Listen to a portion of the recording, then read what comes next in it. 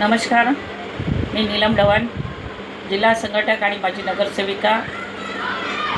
आत्ताच माझ्या कानावर आलं की लोकमान्य टिळक हॉलचे काही कॉम्प्रेसर चोरीला गेलेले आहेत. जास्तीत जास्त कॉम्प्रेसर चोरीला गेलेले आहेत. म्हणजे याच्यावरून आपल्या महानगरपालिकेच्या वास्तूंबद्दल किती संवेदनशीलता आहे, की त्यांचं कसं जे वास्तू आहेत त्या वास्तू कशा हाताळल्या पाहिजे, तिथे काय सोय केली पाहिजे, या संदर्भात त्यांनी अभ्यास करणं आता गरजेचं आहे. जेव्हा आम्ही होतो त्यावेळी त्यांनी सिक्युरिटीचा टायमिंग रात्री 10 वाजेपर्यंतच ठेवला होता.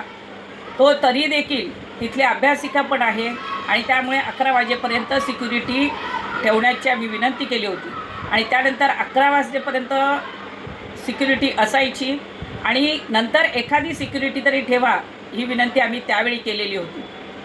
परंतु या मधल्या काळामध्ये, प्रशासक काळामध्ये तिथली सिक्युरिटी रात्री 10-11 नंतर सिक्युरिटी पूर्ण काढली गेली.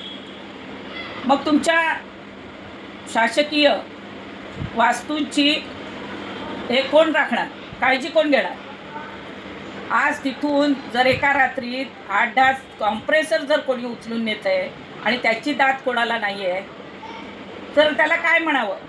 म्हणजे आता निवडून आलेल्या नगरसेवकांनी देखील अशा गोष्टींकडे लक्ष द्यावं, ना की कुणाच्या तरी आकसापोटी कोणाची ही गाडी उचल, कोणाचं ते बांधलेलं आहे ते तोड, किंवा हे कर आणि ते कर, हे करण्यापेक्षा या नगरसेवकांनी देखील आपल्या परिसरातील वास्तू सुरक्षित आहेत या नाही आहेत आणि त्याच्यासाठी काय करावं लागेल याच्याकडे पहिलं लक्ष द्या. हे फुकटचे निवडून आलेले असल्यामुळे त्यांना लोकांशी काही देणं घेणं नाही आहे आणि त्यामुळे ह्या प्रभागातील, मी स्पेशली प्रभाग क्रमांक 3च्या बाबतीत बोलते, या प्रभाग क्रमांक 3मध्ये बऱ्याचशा समस्या आहेत, आत्ता चालू झालेल्या आहेत परत, तरी त्याच्याकडे या नगरसेवकांचं लक्ष नाही आहे. तो लक्ष कसा असणार? त्या वॉर्डात, प्रभागात राहणारेच हे लोक नाही आहेत. बाहेर राहणारे जे लोक आहेत ते तुमच्या प्रभागात येऊन आपल्या प्रभागात काय करणार आहेत? आणि त्यामुळे ह्याच्यातले भाजपचे काही पदाधिकारी देखील चांगली कामं आहेत त्या तोडण्यासाठी इथे महापौरांना काय घेऊन येतात आणि बाकीच्या ऑर्डर देतात, हे करतात. हे कशासाठी? आम्ही कधीही असं विकासाच्या दृष्टीने कधीही अशा कुठच्याच गोष्टी आकसापोटी देखील कोणाच्या बाबतीत केलेल्या नाही आहेत. तर माझं म्हणणं एकच आहे की आता तुम्ही भले कसेही निवडून आलात, पण निवडून आलात, नगरसेवक बनलात ना, तर प्रभागातील काही गोष्टींकडे लक्ष द्या. नको त्या गोष्टींकडे लक्ष देऊ नका.